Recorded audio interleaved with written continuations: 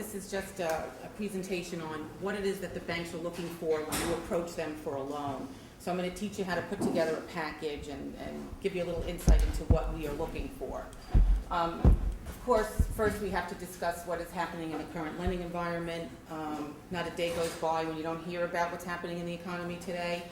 And I'm sure you're all aware that things have gotten tight all around. There's less liquidity in the market, there are fewer lenders, and policies and procedures have definitely gotten tighter. Loans that we may have done last year are a little bit tougher to get done this year, and it's because banks are being very careful and doing a lot more due diligence, checking everything, including personal credit histories, etc. So what does it mean for you? Be prepared when you approach a loan officer. For your business, you should have, think about this for the future. The business is your baby. You know how you save money to send your baby to college? Save money for your business for the future. Companies that do well in this economy are the ones that have strong balance sheets and have a strong equity base. So instead of pulling all the money out of your company and putting it in your pocket, put some of it away for a rainy day and grow your equity base. I can't stress this more than any other thing here. Have reasonable expectations. If you get turned down at one bank, don't blast the whole industry. Go to another bank. The other thing that's not on here, and I encourage you to do, is make sure you have your partners in place. They're also very important. Number one being your accountant. Always have a good accountant who is responsive to your needs and acts as a trusted advisor to you. Your accountant, your lawyer, and your bank officer are the three partners that you should have in place. Okay? All right, next. The types of loans that you can get for your business are lines of credit, which are usually short-term in nature, about 1 year, and we review those every year. And what that means is you'll submit financial statements every year, and we will take a look, see how you're doing, and make a decision as to whether or not we're going to reapprove your loan for the following year. Short-term loans, lines of credit, are usually used for working capital purposes, which is really to bridge the gap between collection of accounts receivable and purchases of your inventory, or to make payroll, whatever it is type of business that you're in, it's your core working capital. Term loans, which are usually longer term, anywhere from 3 years to 15 years for vehicles, equipment, or real estate. Then you also have leasing, which is again for vehicles, equipment, and whatever other, office, computers and phones. It's up to you and your accountant to decide whether a term loan or a lease is beneficial for you, because there are pros and cons to both. Next. All right, this is the big one. When you're ready and you know what you want to do, you want to put together a package for the bank. And this is what most banks are looking for. Every bank will have one or two little differences, but it's minor. This is what you need to put together in a package. A proposal, which is stating your business name, what you need the money for, what you're going to do with it, and how you're going to pay it back. Then a description of your business. Now, I will tell you 9 times out of 10, I never get this from anybody, but it saves me a lot of time when I do, and I love the person who does it for me, because it saves me a lot of time. You're going to tell me your story in your business description. What do you do? Who are your competitors? All of this is very important, because it tells us about the business, it tells us about you and your abilities to manage the company that you're running. Okay? And then the financial information that we look for are 3 fiscal year-end financial statements or tax returns if you don't have a financial statement being prepared. Obviously, if you're only in business for 2 years, you will give us 2 years.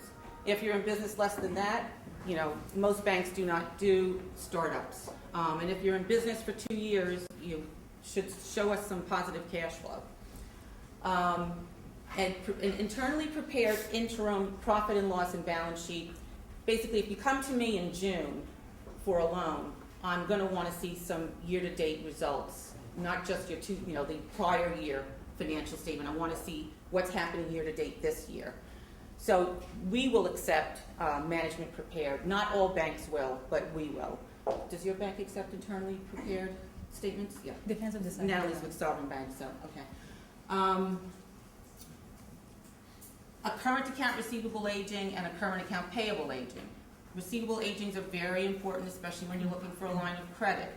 It must be aged to show us how long the invoices are out there. If it's current, 30, 60, 90 days, and anything over that. Banks find this to be very good information. We can see whether or not your customers are paying you, how much you're not collecting, how much you're actually supporting, and it's a very important piece of information. We will not look at a line of credit without it.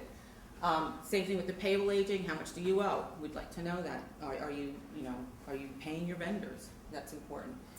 A personal financial statement on the owners.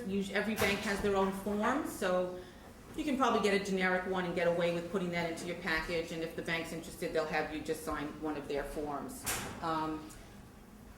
2 years personal tax returns on the owners. My bank just changed the policy. It's now 3 years of personal tax returns on the owners. And any projections that you have for your business with the assumptions.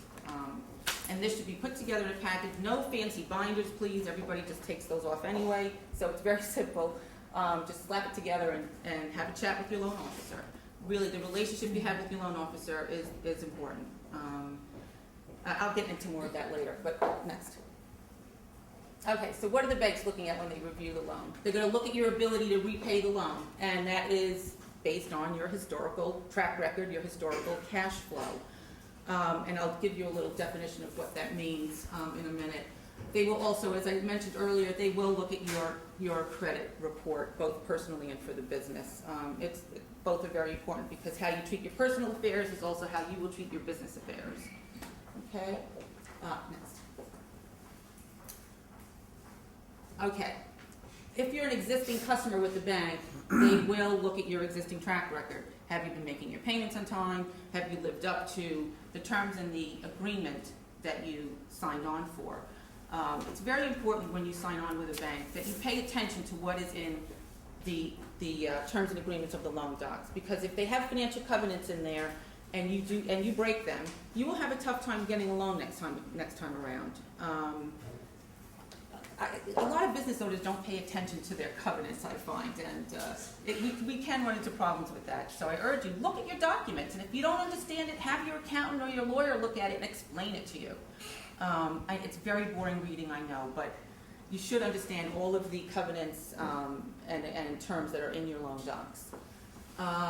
They're going to look at how much experience you have in your business, and how you manage and what your role is, and who are the partners that you have in your business to help you succeed. They're going to look at your cash flow, and they're going to, again, look at your savings. Like I said, save for a rainy day, both business and personal. And the savings, especially for the business, is the liquidity that the company has. Liquidity includes your cash savings and your receivables that are collectible in under 90 days usually. Okay, next. All right, so what is cash flow? A lot of people get confused by this, but it's really, really quite simple. Your cash flow is the sum of your net income, your depreciation and amortization. If you're getting a piece of real estate and you're getting a mortgage, we would add back your rent, because you're paying rent now, and now you're going to be able to use that for your mortgage, so we'd add that back in. And then any other unusual items that get added back in, like non-recurring items. Maybe it goes both ways. They can either get added back in or taken out. So it depends on the business. And we'll look at these ratios. There's coverage ratios, which tells us, if you have a piece of real estate, we want to see a 1.25 times coverage. That means your cash flow has to cover your mortgage payment annually by 1.25 times. Okay? It's not a one-to-one. If you're in investment real estate, usually they look at 1-to-1, but when you're doing commercial loans, it's 1.25. We want to allow for some cushion in case business goes down. You show that you have the ability to repay it no matter what. Next. And that's my presentation.